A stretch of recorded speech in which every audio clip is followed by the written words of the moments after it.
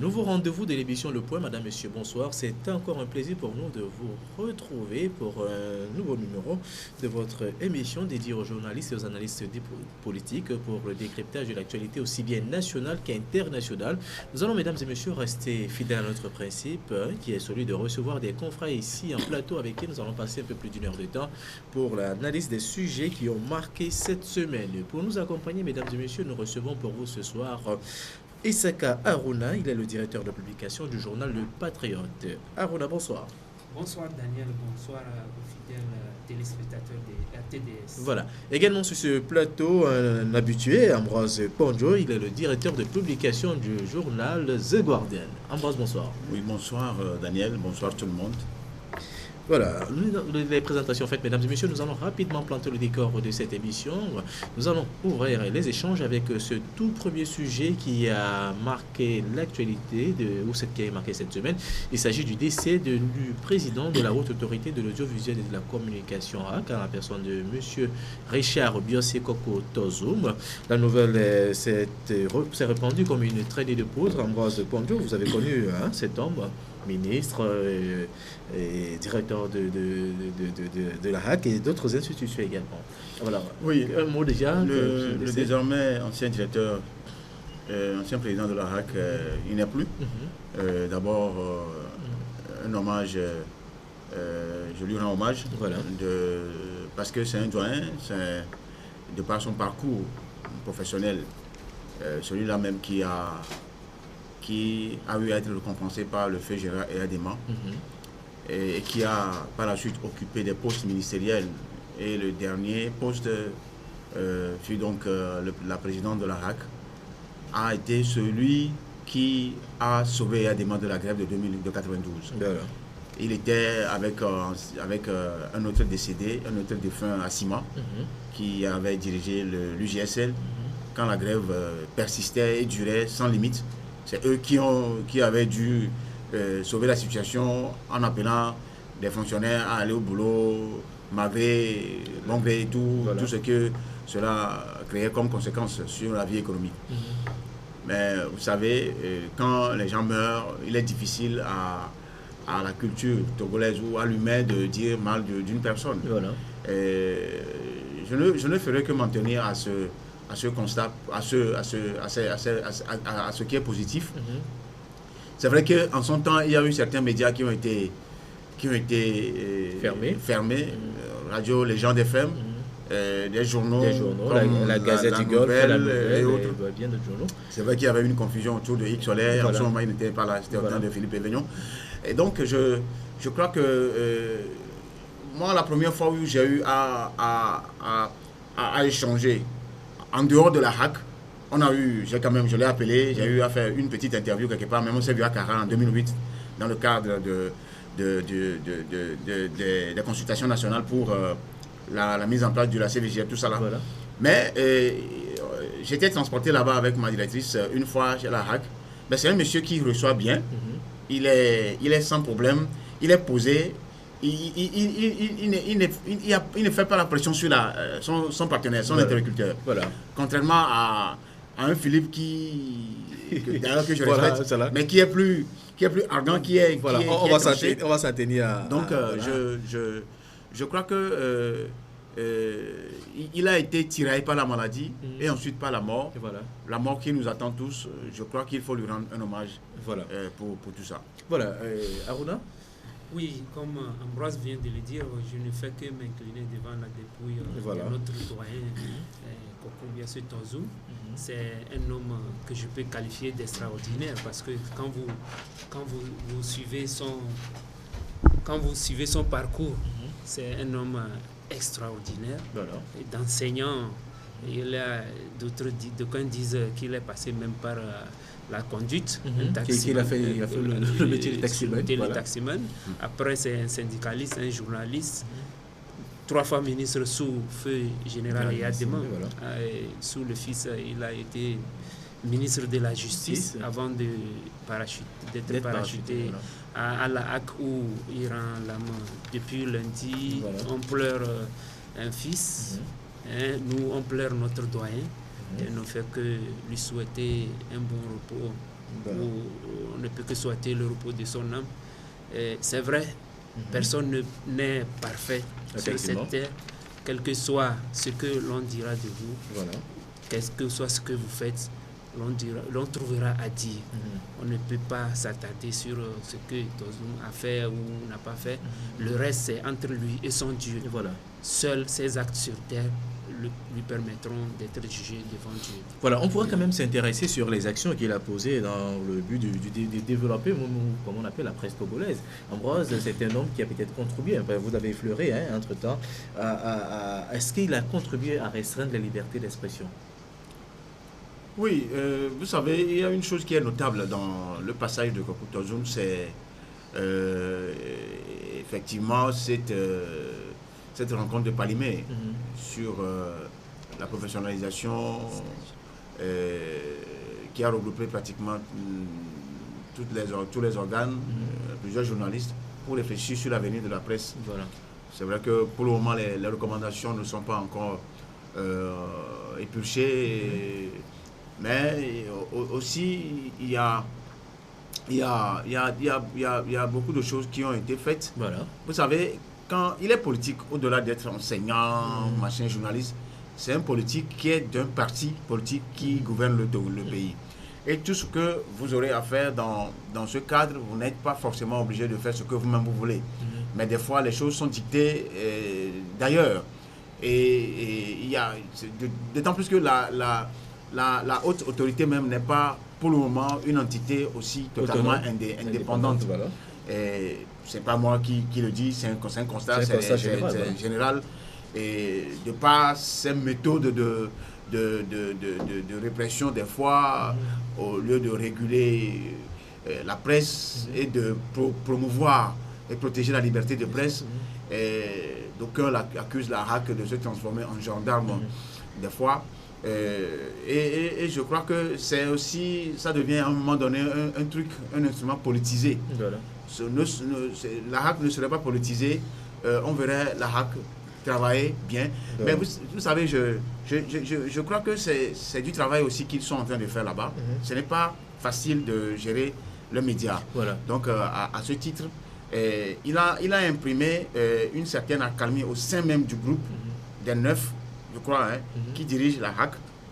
Et chacun, avec sa compétence, essaie de sauver les meubles pour ne pas créer des grabuges en même temps aux partenaires qui sont nous, les médias, et ensuite à l'État qui, avec son couperet, aussi voudra que tel média ou tel média ne soit pas aussi libre que l'on puisse le penser. Effectivement.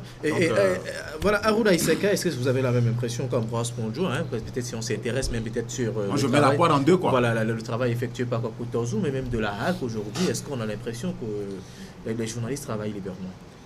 Oui, on peut dire que les journalistes travaillent librement, mais c'est dans tout métier, il y a des garde-fous, il y a des textes qui régissent le travail, notamment notre métier de journaliste. Il y a le code, il y a la RAC qui a ces textes qui régissent son fonctionnement. C'est pourquoi là, moi je dis que ceux qui tentent de jeter trop de tort à Kokou Tozun, je dis que le gars, c'est vrai, il est politique avant de devenir président de la RAC, mais il faut savoir raison garder pour juger ses actes.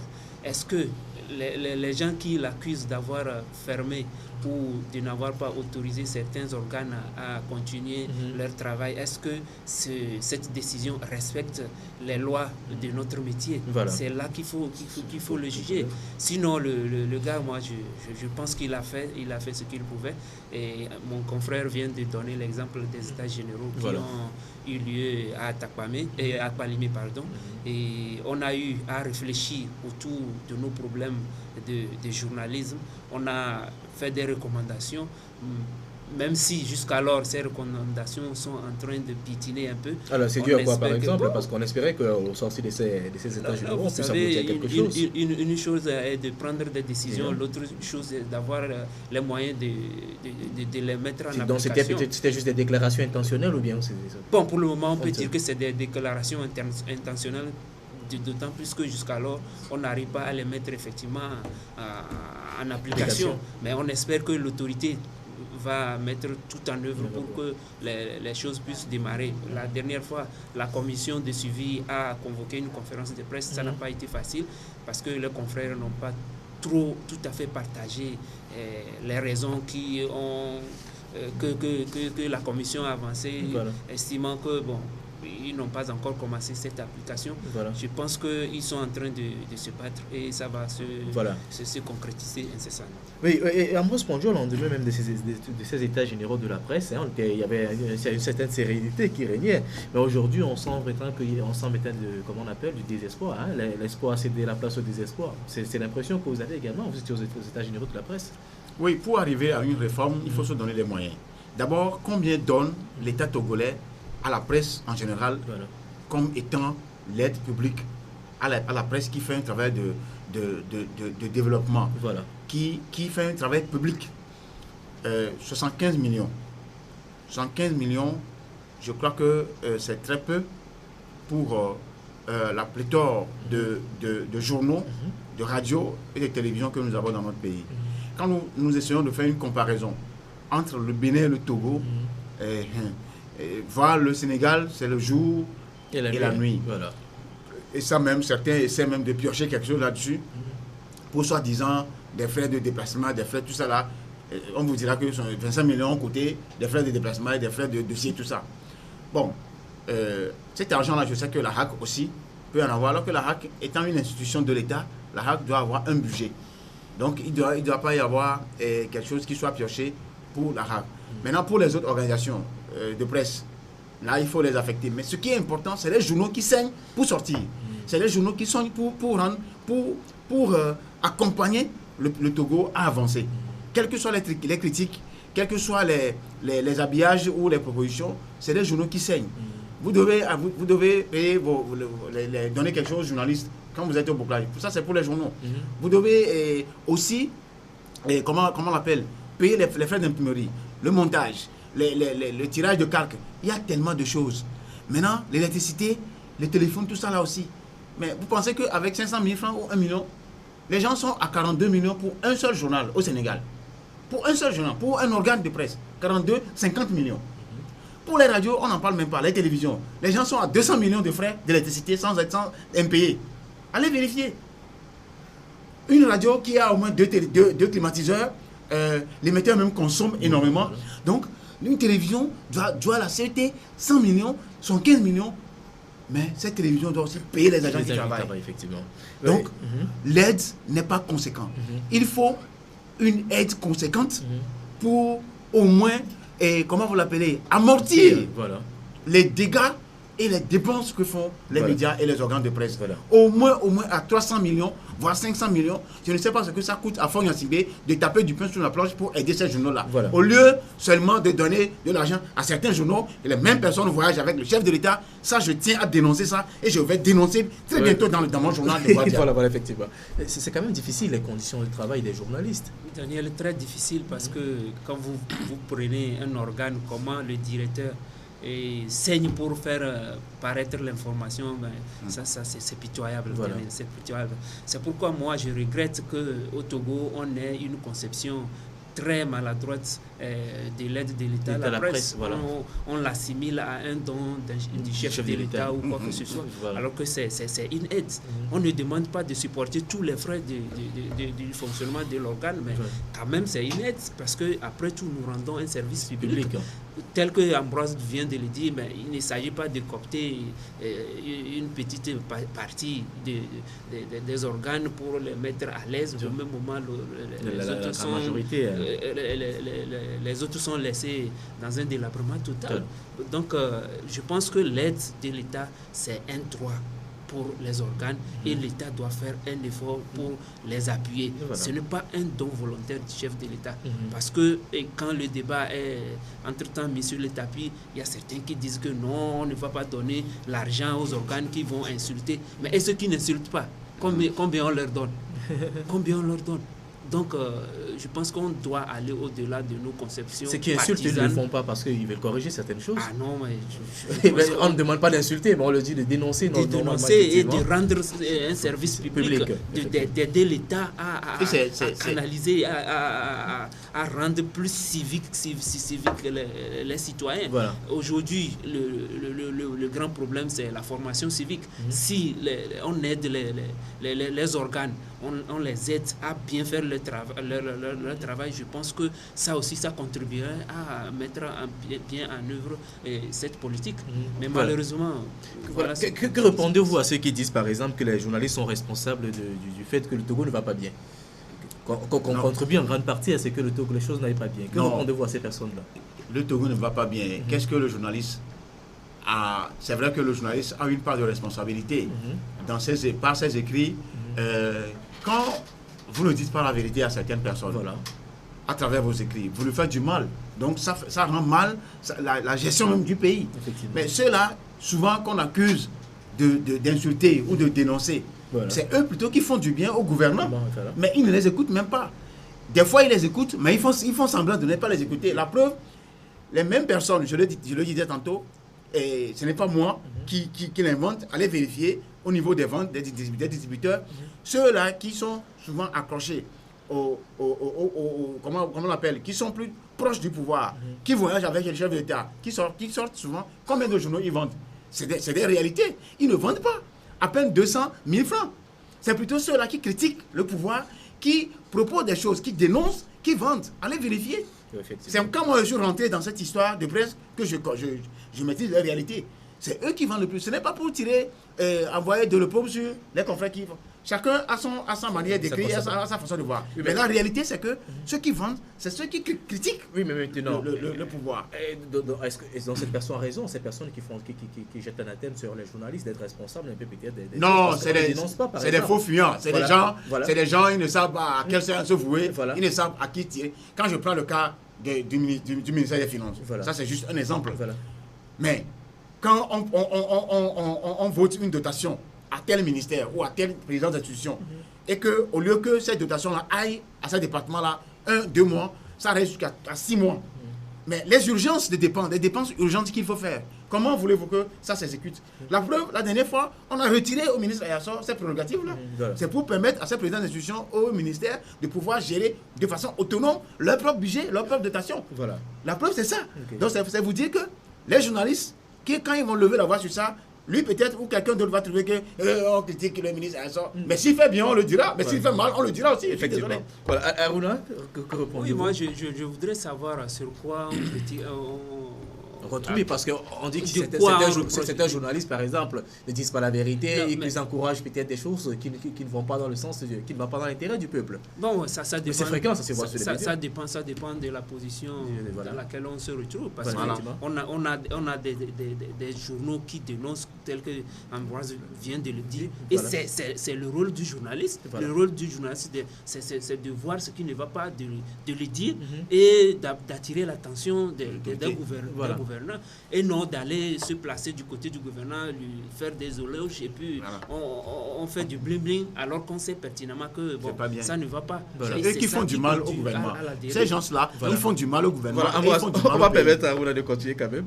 Donc, je pense que nous, confrères, on doit aller au-delà de ce que nous faisons habituellement. Parce que moi, je constate finalement qu'au Togo, il y a trop de journalistes griots qui sont à l'affût de l'information, non pas pour contribuer, pour attirer l'attention des gouvernements, mais pour les aider dans leur dérive. Parce que vous allez voir que au petit matin, la personne se lève, c'est pour voir quel journal a écrit quoi et d'appeler le directeur, un directeur de société. Mais vous avez vu ce que tel a écrit? On va répondre.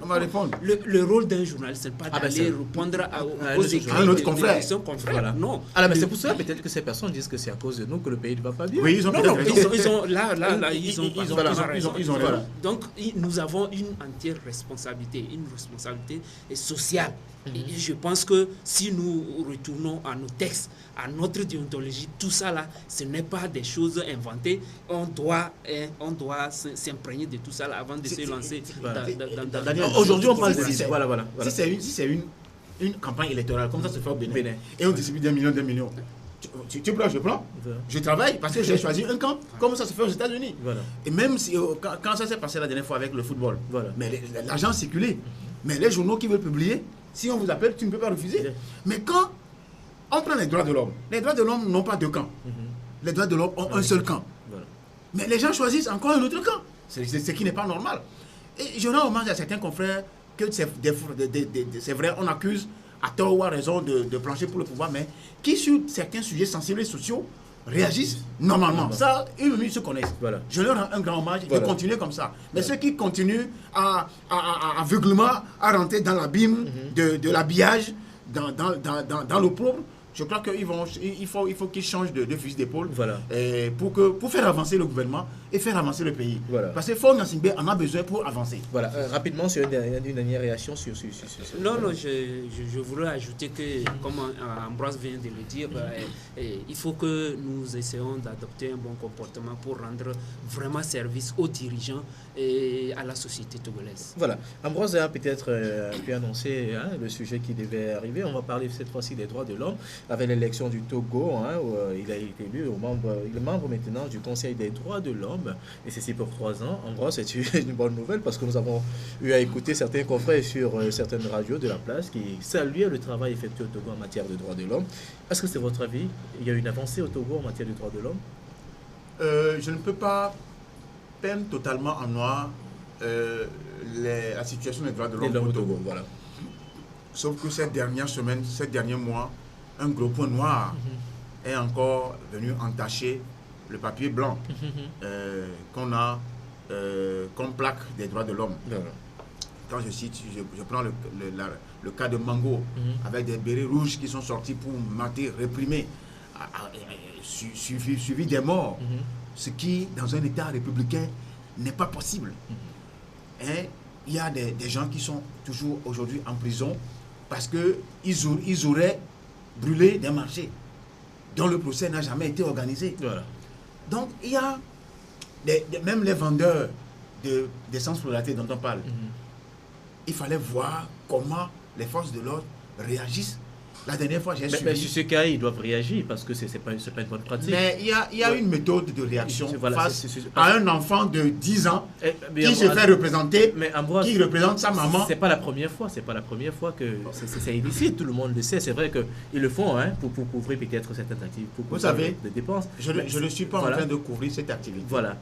Mais je crois que dans certaines zones de Lomé, si cette activité n'existait pas, mon ami, le vol à main armée, les braquages, ce serait légion à Lomé. Je ne suis pas en train... Donc ça couvre un peu... Oui. Voilà. Et aujourd'hui, ce métier est tombé dans la main des femmes. On vous dira qu'il y a des gens derrière. Non, les femmes elles-mêmes commandent maintenant. Voilà. Elles vendent. Bon. Faure Gnassingbé est allé à Genève. C'est une très bonne chose. Voilà. Faut faire bonne figure, comme quoi le Togo est en train de faire des avancées en matière de droits de l'homme. Ça, c'est très bon. Mais les experts qui sont assis là-bas ne sont pas des dupes. Ils vont décrypter à la loupe, un à un, les avancées et les ratés en matière de droits de l'homme au Togo, chez nous ici. D'autant plus qu'il y a des rapports. Il ne suffit pas d'aller se présenter pour faire un habillage, pour faire la bonne figure, alors qu'en réalité, c'est de gros cailloux noirs qui sont là, dans le pied dans la chaussure des Togolais. Les élections qui sont organisées chez nous au Togo, les élections ne sont pas forcément crédibles et transparentes. Regardez comment M. Tafa Tabiou nous a présenté un cinéma à la télé en présentant les résultats. Comment Pedro Amousso a été renvoyé de la télé. Ça, ce n'est pas une bonne image du Togo à l'extérieur. Voilà. Donc, quand on parle des droits de l'homme, il faut aussi insister sur les droits socio-économiques et culturels. Voilà. Les Togolais vivotent. Je ne veux même pas ajouter le mot misère. Vivote déjà répond au mot misère. Les Togolais vivent dans la misère. Dans la misère, dans notre dernière parution, nous avons essayé de faire le rapprochement entre les pauvres et les riches. Les pauvres sont une petite dizaine de pourcentage, mais les riches sont 90%. Et les riches s'enrichissent. Comment on ne comprend pas? Parce que si il y a plus de riches que de pauvres. Mais naturellement, les pauvres, c'est 10%. Et les riches, c'est 10%. Voilà. C'est cette minorité-là, c'est notre caricature à nous. Voilà. Cette minorité-là dont parle le chef de l'État. Il avait le courage de le dire. Mais je crois que ses collaborateurs lui ont dit il ne faut jamais tenir ce genre de discours-là parce qu'à chaque fois que on va te ramener ce que tu as dit. Il n'a qu'à dire ce qu'il pense. Faure Gnassingbé est un chef d'État, il n'a qu'à dire ce qu'il pense. Et c'est honnête. Voilà, revenons sur les droits. Voilà. Je parle des droits de l'homme. Oui, effectivement. Parce qu'on ignore souvent ces droits socio-économiques et culturels qui sont plutôt tangibles, qui sont des droits référentiels pour les consommateurs, pour les populations. Voilà. Maintenant, on ignore, on pense aux libertés publiques, on pense aux libertés à la liberté de la presse, aux libertés de manifestation. Ça aussi, c'est des points noirs. Maintenant, ce que les gens doivent manger, une fois par jour, les gens ne trouvent pas. Voilà. Quand vous êtes au sud, dans certains recoins du sud, vous allez voir que les gens mangent une seule fois. Quand vous allez au nord, c'est pire. Vous allez voir des taudis, surtout en plein janvier, février, mars. Allez voir ce qui se passe là-bas. Donc, les droits de l'homme ne sont pas reluisants chez nous au Togo. Il va falloir faire des efforts, recréer un ministère des droits de l'homme pour donner un cahier, une feuille de route à ce ministère-là, contrairement à l'habillage qu'on nous a fait il y a 2-3 ans. Voilà. D'accord. On reviendra un peu sur cet aspect. Aruna, les droits de l'homme au Togo, selon vous, ça va? Oui, les droits de l'homme, c'est un grand mot. C'est un spécialiste. Quand vous dites droits de l'homme, c'est un grand mot parce que ça englobe beaucoup de choses. Et il y a la liberté d'expression, la liberté politique, la liberté de manifestation, il y a les droits civils et politiques, etc. Donc, si on prend d'une façon générale le mot droit de l'homme, mais le Togo se défend pas mal. Et effectivement, le président de la République a eu à le dire la dernière fois. Mais si on rentre, on prend tous ces volets un à un, mais il y a beaucoup de choses à faire encore. Parce que, pas plus que le lundi passé, il y a à Kara, il y a l'histoire d'un juge qui a condamné comme ça un enseignant. Voilà. Et comme ça, par sa propre volonté, si on peut le dire, parce que l'enseignant avait demandé ce qu'on renvoie la femme. Voilà, l'enseignant n'a que... Les juges avaient fait avec du formol. Effectivement, voilà. Mais qu'est-ce que le juge a fait? Il a condamné l'enseignant au lieu d'appeler la dame et de voir clair dans la situation. Et si vous fouillez au fond de ce problème, il doit y avoir une accointance entre la dame et le juge. Voilà. Et c'est malheureusement le cas partout au Togo. Il suffit d'avoir l'injustice. Il suffit d'avoir une accointance avec un juge ou quoi que ce soit, mais la personne est prête à livrer qui que ce soit, alors que en réalité, la justice doit faire son travail. Voilà. Mais il y a certains, on ne peut pas dire tous les juges, mais il y a certains juges qui foulent au pied, on ne dirait même pas qu'ils sont allés à l'école avant d'être de porter et ils se tabinent de la touche.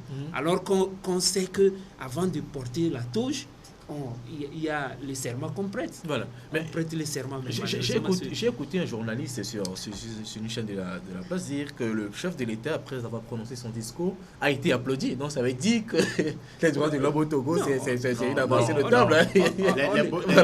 On ne peut que l'applaudir. Voilà, on ne peut pas y il a mis l'accent sur le fait que les applaudissements ont duré. Je pense que mon confrère, dans ses propos, a dit quelque chose d'important. Ceux qui étaient assis là-bas, ce ne sont pas des dupes. Voilà. La commission des droits de l'homme au niveau de Genève, tout ça, là, mais ils ont des éléments sur le terrain. Voilà. Et ils voient tout ce qui se passe. Faure n'a fait que son rôle. C'est un chef de l'État. Il ne peut pas aller dire non, dans ce quartier, il y a ce juge. Non, il ne peut pas dire ça. C'est son rôle, il a joué son rôle. Maintenant, le travail revient à la commission et même les organisations de défense des droits de l'homme sur le plan local.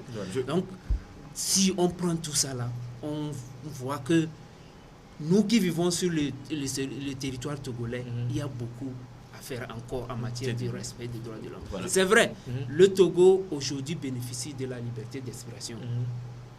Tu peux te lever, dire, vous m'excusez, ce que tu veux, sur qui que tu veux, mais sur d'autres plans, même si on ne te coince pas sur cette liberté d'expression, on a toujours quelque chose à te coller pour te coincer. Et quand tu remontes, tu vas trouver que c'est ta fameuse liberté d'expression qui te rattrape. Voilà le cas. Donc, je crains même il y a beaucoup à faire encore. Je crains même que le tableau soit le tableau au cours de ce conseil, parce que c'est ne pas prendre en compte les associations ou la société civile qui est fortement représentée là-bas. Le CACIT, la LTDH, tout ça là. C'est ne pas compter avec ces gens-là. Pourquoi? Ça veut dire que c'est des gens qui ont des rapports, même Amnesty, c'est des gens qui ont des rapports qui seront à charge du gouvernement. Voilà. Et le gouvernement le sait. Et heureusement que le ministre a devancé les événements en disant, je ne sais pas si je pouvais le paraphraser, en disant que les choses les efforts ont été faits, mais tout n'est pas totalement acquis. Il y a encore des défis. Lui-même, il sait ce qui se cache dans ces défis-là. Et ces défis-là sont énormes. Je viens de citer tantôt les gars qui sont arrêtés dans le cadre des marchés de l'OMS. Mais comment expliquer que depuis là, ils ne sont pas jugés, on ne va pas jusqu'à un procès. Tu sais, notre justice n'est pas indépendante. Voilà. Au Togo, moi j'ai constaté carrément que la justice, il y a des juges qui essaient d'être intègres, qui font des efforts dans l'honnêteté d'esprit pour rendre la justice aux justiciables. Mais il y a des véreux, des ventrocrates, Monsieur Assouman l'avait dénoncé entre-temps. Des bitosards qui sont là, surtout pour affaires foncières, mon frère. Tu peux avoir raison. Ils vont te noyer pour avoir juste de l'eau, un lot. Donc aujourd'hui, notre justice n'est pas encore indépendante. Au-delà de cette dépendance vis-à-vis de l'argent, il y a la dépendance politique. Les pouvoirs ne sont pas indépendants. Le pouvoir judiciaire doit être indépendant. Le pouvoir a une accointance terrible avec le pouvoir exécutif. On parle de réformes, il y a eu des réformes au sein de cette justice. C'est des réformes, c'est des habillages de réformes qu'on nous présente. Les réformes depuis 2008 qu'on a commencé là. Vous allez voir, tout est badigeonné, les pavés ont été bien placés, tout ça là, et c'est bon. Les mentalités n'ont pas totalement changé. Mais il faut quand même encourager certains juges. Je ne voudrais pas citer les noms. Il y a des gens qui sont, même quand tu les vois de visage, et l'apparence n'est pas forcément trompeuse, mais quand tu sais en même temps que c'est des gens qui veulent faire du bon travail. Même le fameux juge qui est le doyen des juges d'instruction dont on parle souvent. Quand tu vois la personne, tu sais que c'est un monsieur qui veut être intègre. Et pourquoi il n'est pas intègre? Peut-être il est, moi je ne sais pas, peut-être il est. Il y a des décisions mais les pressions font en sorte que, même le fait de renvoyer même des dossiers, tu sais que les juges savent avant de le faire. J'ai lu un truc de Gamato, le président de la... Ils savent des fois avant de le faire. On renvoie, finalement, pour fatiguer les justiciables, les plaignants et les accusés, tout ça là. Et finalement, tu ne peux pas rentrer en tes droits. Pour une affaire de travail qui est transférée au tribunal de travail, ça peut durer jusqu'à 5 ans. Alors que c'est un dossier social. Comment est-ce possible? Comment est-ce possible? De l'argent, il y a beaucoup d'argent. Oui, ces expatriés-là, ces étrangers qui bossent chez nous, qui ont créé des entreprises et qui font de nos compatriotes leurs valets, leurs vassaux, leurs va-nu-pieds. Voilà. On reviendra sur un sujet comme ça. De l'argent qui doit revenir à quelqu'un qui est compétent, qui a un diplôme, on lui donne n'importe quoi. Et ça, la faute est à nos gouvernants. La faute est à nos gouvernants parce que la personne veut dire payer 150 000. Il dit non, on ne peut pas ça chez nous. Payer les 50 000 francs. Vous allez nous créer des problèmes ici. C'est ça, c'est ce qu'ils disent. Voilà. Et Aruna, on parlait même au-delà même de ce qui est fait pour l'avancée des droits de l'homme. Il y a un gros problème au niveau de la justice parce que la justice doit contribuer à ce que ces droits soient respectés. Mais effectivement, la justice a sa grande part de responsabilité. C'est pourquoi, entre-temps, l'Union européenne a investi des milliards pour la modernisation. On a mis tout en œuvre. En matière de logistique, infrastructure, des formations. Mais malheureusement, on constate que, en fin de compte, ces milliards n'auront rien servi parce que si on voit l'état actuel de notre justice, mais c'est regrettable. Et il y a certains vraiment, comme Ambroise vient de le dire, qui essaient d'être un peu dans la norme, mais la grande partie, pour des questions d'argent, des questions d'intérêt, sont prêts à fouler aux pieds ce qu'ils ont appris comme droit à l'école. Et vous allez voir des dossiers qui traînent des années, histoire de fatiguer le justiciable pour qu'il puisse mettre la main dans la poche. Ou c'est des dossiers qu'on envoie, qu'on se balance entre juges pour que chacun puisse tirer un peu. Et surtout, si on revient sur la question foncière, je dis que c'est un bombe à retardement actuellement. C'est une bombe à retardement actuellement. Parce que la question du foncier, mais vraiment, c'est regrettable. Chaque jour, quand vous allez à la justice et vous voyez les gens défiler, 80% des justices, c'est sur la question foncière. Et les juges, ils jouent tout pour qu'ils puissent au moins tirer leur profit. Et c'est pourquoi vous allez le voir, ils ont des terrains partout, et ils ont des maisons partout, d'autres sont prêts même à cautionner des faux documents. Et après tout ça, les rattrape. Donc, là, je pense que la justice, les juges doivent essayer de relever ou d'aider ce pays à sortir de ses problèmes. Voilà. Dans d'autres domaines, il y en a trop. Mais la justice a son rôle parce que après tout, c'est la justice qui a le dernier mot. C'est la justice qui a le dernier mot. Mais si la justice se met dans ce jeu, mais imaginez ce qui peut arriver dans le pays. Donc, les juges, ils ont une grande part de responsabilité. Voilà, on va quand même avancer avec les échanges. On va parler cette fois-ci des réformes, des réformes aussi bien attendues au niveau comme on appelle, de tout le Togo, avec des réformes constitutionnelles et institutionnelles, ces réformes qui tardent toujours à venir. Ambroise, certaines parties ne baissent pas les bras, mais ils continuent toujours à lutter pour l'obtention de ces réformes qui tardent à venir. Dans votre journal paru la semaine passée, vous parlez des raisons pour lesquelles le chef de l'État, le régime en place ne veut pas faire les réformes. Et de quoi s'agit-il concrètement? Oui, il s'agit d'un article que nous avions consacré aux élections locales. Voilà. Et les vraies raisons de la peur, c'est la manière dont nous l'avons titré. Et nous avons cité les raisons qui motivent le gouvernement à ne pas organiser les élections, même s'il faut aller l'organiser. Il faut le faire en catimini. C'est quoi ces raisons? Et actuellement, il semble que des découpages clandestins seraient en train de se faire pour avantager, surtout dans les grandes villes, Lomé en l'occurrence, avantager le pouvoir. Et les raisons, vous savez que les municipalités engrangent beaucoup d'argent. Voilà. Et quand une municipalité engrange beaucoup d'argent, avec cette légitimité, c'est le maire qui gère la commune, qui recrute, qui est l'ordonnateur du budget de la commune. Et à ce titre, quand éventuellement, on sait que les grandes villes, souvent, les grandes bastions tombent dans les mains de l'opposition. Voilà. Si ces mairies-là tombent dans la main de l'opposition, imaginez ce que ça va créer comme force. Nous avons combien de grandes mairies? Oui. C'est rien que Lomé et peut-être Ekara et certaines villes. Mais est-ce que ça va contrôler et Palimé, c'est les grandes villes. Voilà. Et donc, l'opposition qui serait peut-être en manque de financer ses campagnes électorales ou ses meetings ou son processus de sensibilisation dans le pays serait maintenant garni de fonds pour pouvoir... Les fonds générés au sein des communes? Bien sûr. Voilà. Les taxes de marché, les taxes... tout ça, la fameuse taxe d'habitation dont on parle, qui n'est pas du ressort de l'ETR, sera aussi gérée par la municipalité. Et elle a été annulée? Ils ont intérêt à l'annuler parce qu'ils n'ont pas intérêt à continuer par prélever les taxes. On va y revenir. Donc, et l'autre problème également, l'autre raison, c'est que en organisant ces élections, on ne sait pas comment les résultats seront, quelle sera la finalité au niveau des résultats. Parce que pour les élections présidentielles, la fraude est facile. C'est peut-être une à deux ou deux, trois personnes qui y vont. Et si éventuellement il y a de tout, ce qu'on n'a pas chez nous encore, Togo, le seul pays dans la sous-région, si deux personnes y vont, ça veut dire qu'au moins on peut falsifier des résultats ou faire des bulletins en faveur d'un camp et bourrer les urnes. La fraude est facile.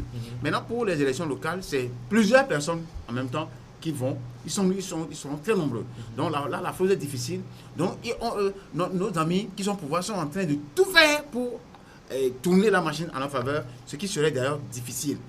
Mais ils seraient en train de trouver des mécanismes pouvant orienter la victoire en leur faveur, ou au moins pour un découpage qui se dessine en leur faveur, pour qu'ils ne soient pas totalement, comment vous l'appelez, dépossédés des grandes municipalités. C'est le résultat de votre enquête, ça. Oui. Donc, aujourd'hui, le pouvoir a plutôt intérêt à aller à ces élections locales.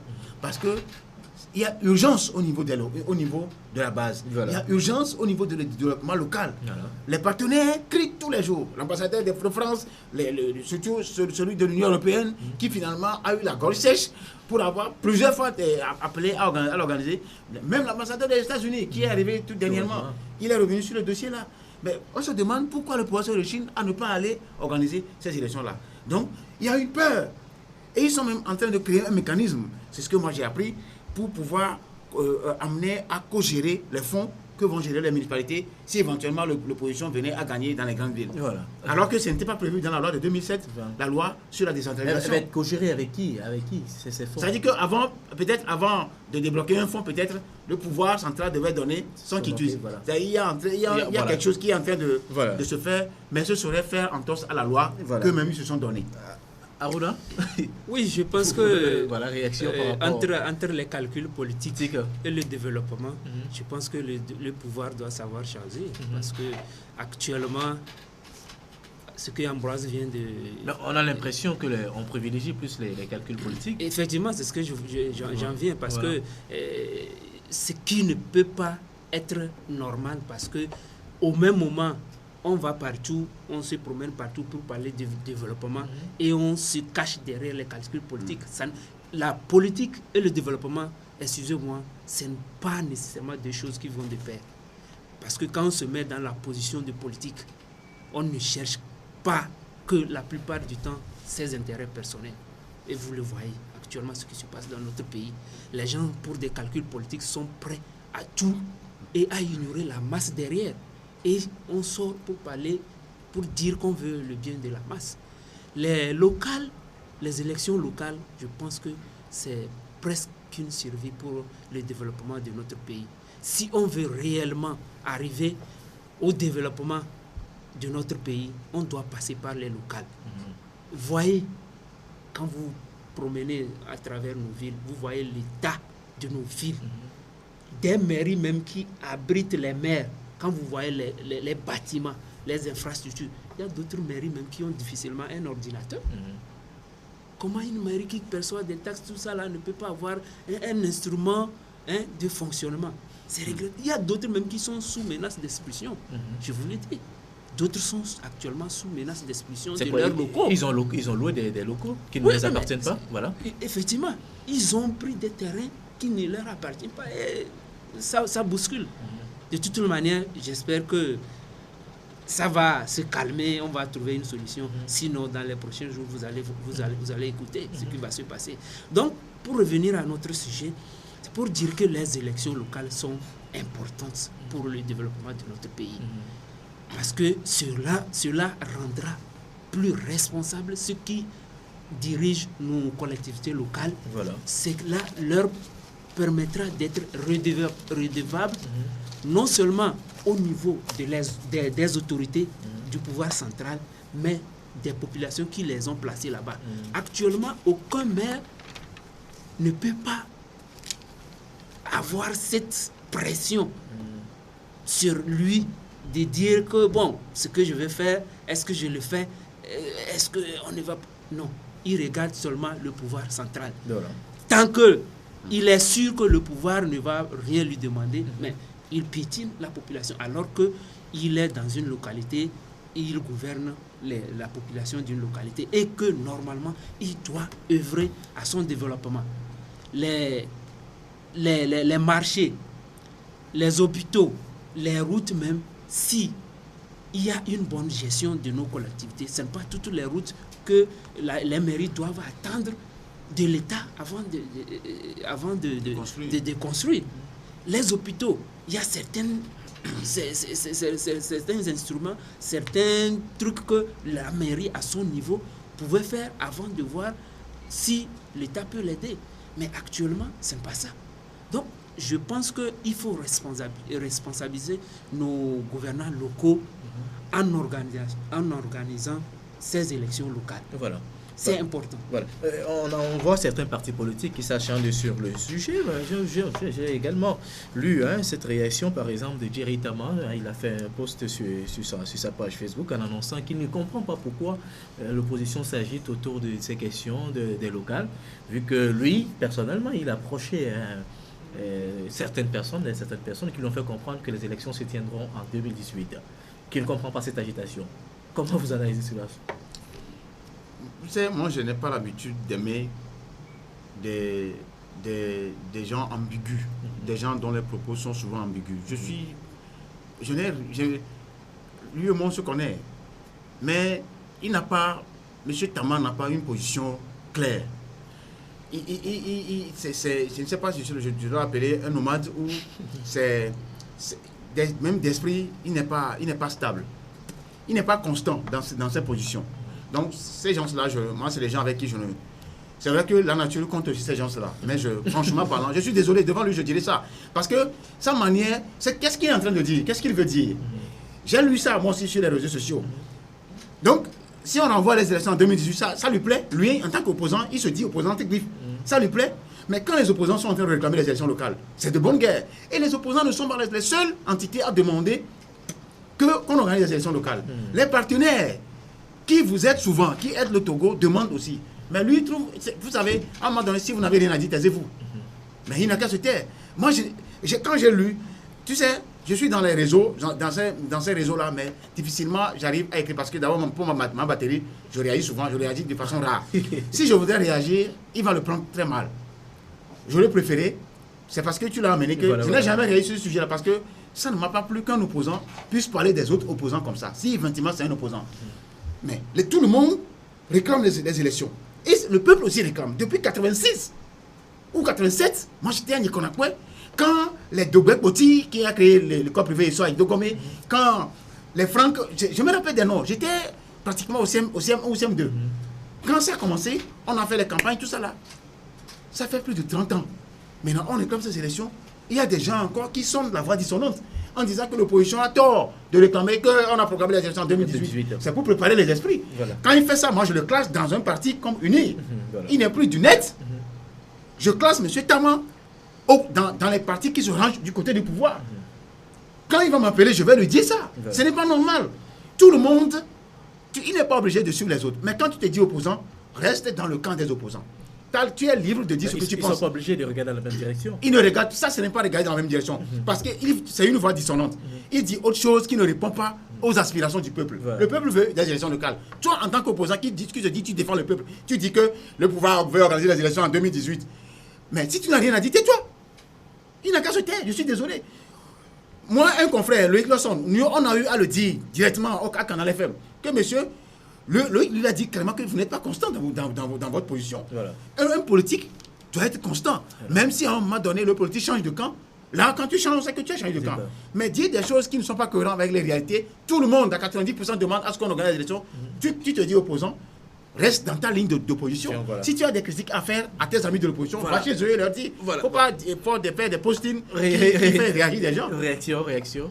Oui, moi je voudrais demander à Jerry Tama, même si c'est en 2018 que les élections vont être organisées et l'opposition commence par en parler aujourd'hui, où est le problème? Voilà. Où est le mal? On sait que actuellement, même les opposants qui parlent d'élections locales savent que 2016 là, c'est très difficile parce que le budget 2016 n'a pas prévu une ligne pour les élections locales. On sait que bon, si le gouvernement veut, il peut se battre, mais ça ne sera pas aisé. Donc, tout le monde parle d'élections locales, mais on sait pertinemment que ce serait difficile de les avoir en 2016. Mais en commençant par en parler, je pense que ça peut attirer l'attention du gouvernement pour dire « Ah, mais c'est une question sérieuse, tout le monde est conscient, tout le monde en veut. » Donc, prochainement, il faudrait qu'on en tienne compte dans le vote du budget prochain. Mais si lui dit que non, il faut attendre 2018 avant d'en parler, mais ça ne tient pas debout. Ça ne tient pas du tout debout. Donc, voilà. Je pense qu'il doit revoir ses critiques.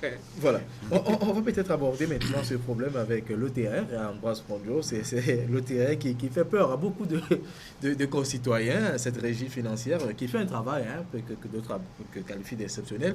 Ambroise, vous avez également consacré un article à nos amis de l'ETR avec des réformes en vue, et même le confrère Africa Rendez-vous annonce des démissions en cascade au sein de cette régie financière. Oui, et nous, Daniel, nous on avait déjà titré la semaine, le vendredi dernier, sur l'ETR. Nous consacrons un grand dossier à l'ETR en écrivant l'ETR, la machine du déclin, l'apocalypse ou la machine du déclin. C'est pas trop fort comme titre? Non, les jours sont en train de me donner raison. Voilà. Vous parlez déjà des démissions. Voilà. Selon le confrère à Africa Rendez-vous. The Guardian a essayé de tracer la genèse de l'ETR. Voilà. Comment l'ETR a été créé. C'est Mme Ingrid Awade qui a mené ce projet. Avec une ancienne directrice générale des douanes du Rwanda. Le projet a été présenté au chef de l'État. Le chef de l'État a aimé le projet. Il a récupéré, la présidence a récupéré le projet versé au ministre des Finances. Donc, qui est Ayassor? Ayassor, avec certains experts, un Français et certains ministres, le ministre Baké, Dadji et autres, qui étaient dans un comité pour réfléchir ensemble. Il y avait eu des missions. Même ceux qui allaient à ces missions-là pour le compte des réformes au sein des deux régimes, c'est-à-dire la douane et les impôts, c'est-à-dire l'OTR, ne savaient pas à quoi vont aboutir ces réformes. On n'avait informé personne. Tout était fait en catimini. Et c'est un beau jour au cours d'une réunion que la chose a été révélée. Et un comité a été créé d'ailleurs, un comité dirigé par le ministre Dadji et le ministre Baké. Mais le Français qui a été commis pour suivre ce dossier a démissionné parce qu'il ne se retrouvait plus dans le dossier. Le ministre Ayassor, selon les informations qu'on a publiées, a désorienté le projet. En faisant comment? En faisant des comment vous l'appelez? Il y a eu des recrutements. Il semble même que l'appel à candidature qui a été lancé n'a pas été publié dans les journaux. Ça, c'est l'information que nous avons eue. Parce qu'ils ont vanté les mérites que comme quoi les gens sont au courant. Aujourd'hui, c'est des faux diplômes que les gens sont en train de nous ressasser. Le confrère Africa Rendez-vous est en train de révéler. Nous, on va sortir la deuxième partie de ce grand dossier la semaine prochaine. Le ministre, évidemment, qui a quitté la douane, il n'a pas quitté, il a quitté la douane de lui-même. Il n'a pas été débarqué parce que les incohérences, ce que le ministre des Finances voudrait imposer, placer ces hommes, aujourd'hui, les résultats sont là. Les anciens qui ont fait 25-20 ans, qui n'ont jamais été associés à ce projet, sont aujourd'hui au carreau, mais qui se retrouvent dans la même boîte avec les jeunes qui sont arrivés, qui sont devenus leurs chefs. Ce n'est pas possible. Dans quel pays sommes-nous?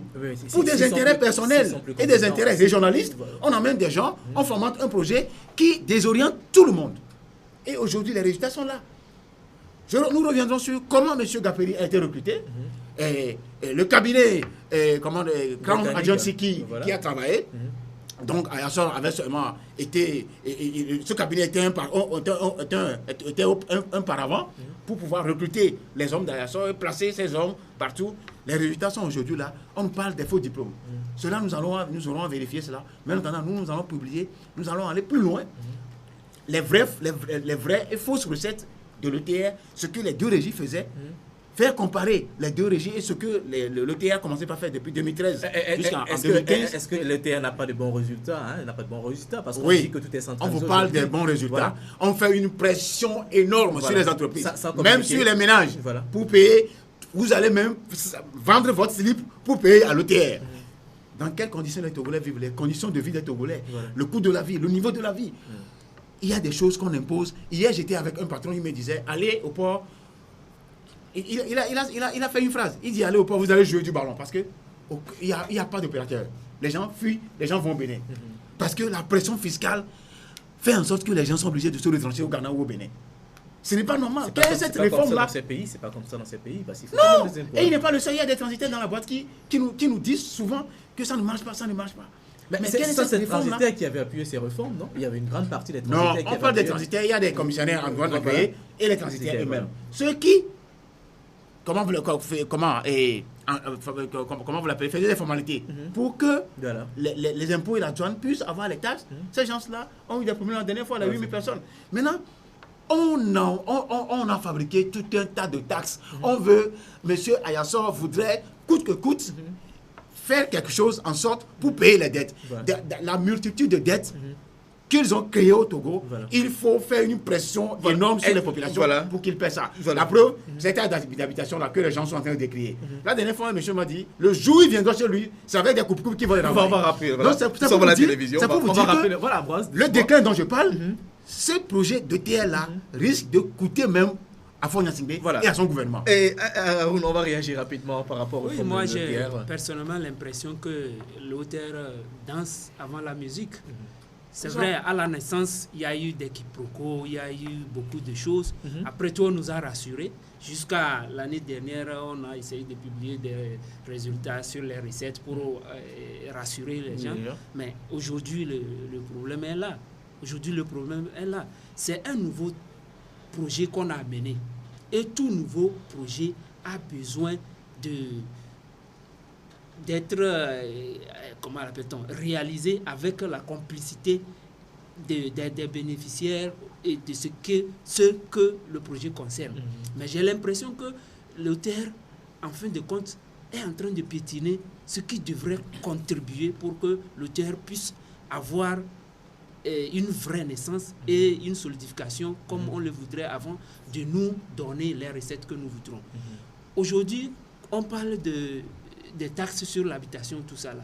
Est-ce qu'à l'heure actuelle, les Togolais, vu la situation de vie des Togolais, est-ce que les Togolais peuvent payer une taxe d'habitation quand les gens arrivent à payer difficilement leur loyer, voilà, avec des maigres salaires?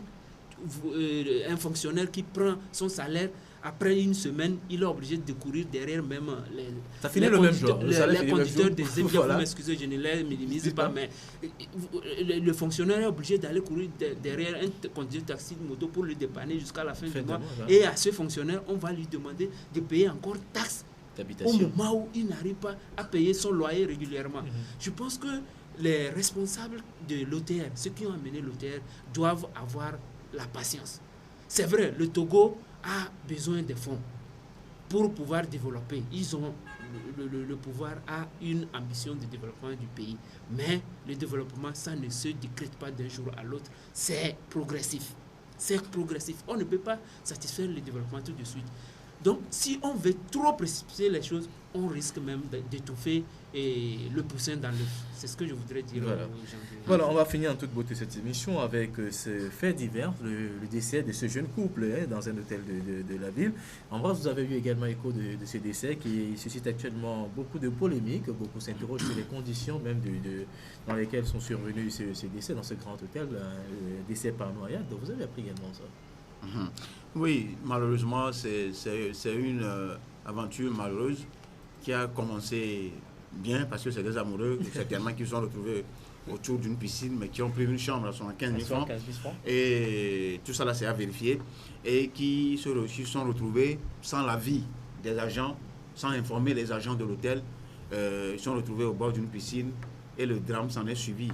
C'est malheureux parce que les histoires amoureuses ne finissent pas forcément comme ça. Je ne voudrais pas aller au Titanic, au film Titanic, qui était plutôt un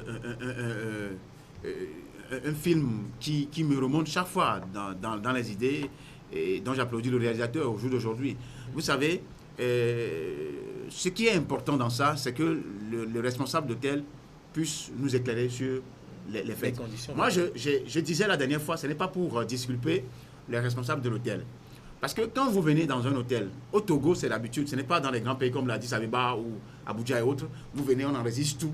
Au Togo, chacun rentre, c'est vrai que vous enregistrez, mais vous pouvez aller chez quelqu'un, juste le portier vous remarque et vous partez, vous revenez. Ce que vous y allez faire, les gens ne savent pas. Là-bas, je ne crois pas que les jeunes se sont enregistrés, ils ont pris une chambre. Et il semble que c'était un ancien agent de l'OTR, qui se retrouve de l'OTR, des douanes ou des impôts, voilà, qui s'est retrouvé au carreau avec le projet à ressort toujours. Et il faisait partie des plus de 700 agents d'appui qu'on a renvoyés, dont les suites n'ont pas encore eu de solution au jour d'aujourd'hui. Donc, qui est en train de trouver, qui a trouvé du boulot quelque part, qui s'est retrouvé avec son amoureux là-bas. Et qu'il semble que la fille ne sait pas tellement nager. Il était au bord de la piscine, voyait sa copine nager. Quand ça commençait par siffler, c'est en ce moment il s'est jeté à l'eau, sachant bien nager.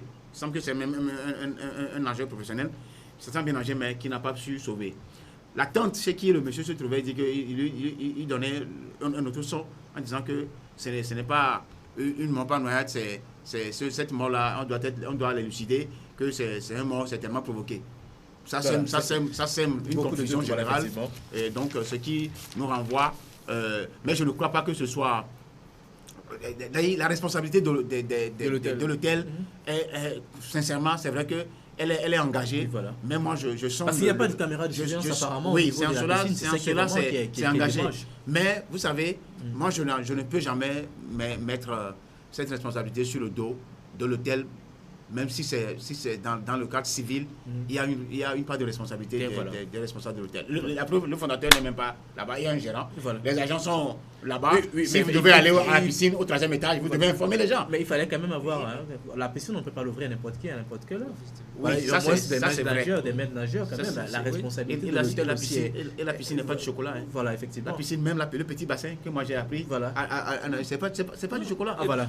N'approche pas une piscine qui nous vaut tout le monde. La piscine, c'est différent du marigot des rivières. Les gens pensent que c'est parce qu'ils savent nager dans les rivières. Moi, j'ai failli perdre ma vie dans cette histoire-là. Une fois, oui. Dans le petit bassin particulièrement. J'ai osé rentrer dans le grand bassin avec 3 mètres de profondeur. Voilà. J'ai eu la vie sauve. C'est pour dire que c'est regrettable. Une piscine, c'est pas du chocolat. C'est très regrettable la mort de ces deux amoureux. Et c'est aussi regrettable qu'un grand hôtel comme Eda Oba puisse enregistrer ces genres de morts. On va attendre les résultats des enquêtes. Voilà. Et on ne peut que souhaiter du courage aux familles et pleurer, effectivement. Merci à vous, Issaka Aruna. Je rappelle que vous êtes le directeur de publication du journal Le Patriote. Merci d'être passé sur ce plateau. Merci également à Ambroise. Ambroise qui est devenu britannique, hein?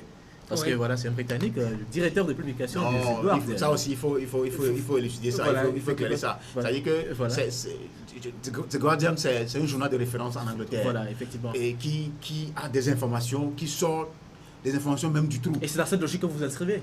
Oui, c'est dans cette logique-là dans laquelle nous nous inscrivons. Voilà. Et je répète que The Guardian se trouve également en Afrique du Sud, au Nigeria, aux États-Unis, dans le Nevada ou dans le Mississippi. Également, notre confrère Tourné Patoundé, son journal c'est The Guardian, au Kenya aussi. Voilà, effectivement. Donc c'était un grand journal. J'ai choisi un journal anglo-saxon parce que c'est une grande référence. Alors bon courage à vous deux et bon courage, bonne continuation dans ce que vous faites parce que c'est pas facile. Merci également à vous à la maison de nous avoir suivis. On se retrouve la semaine prochaine, même heure, même chaîne pour un tout nouveau numéro de votre émission Le Point. Au revoir.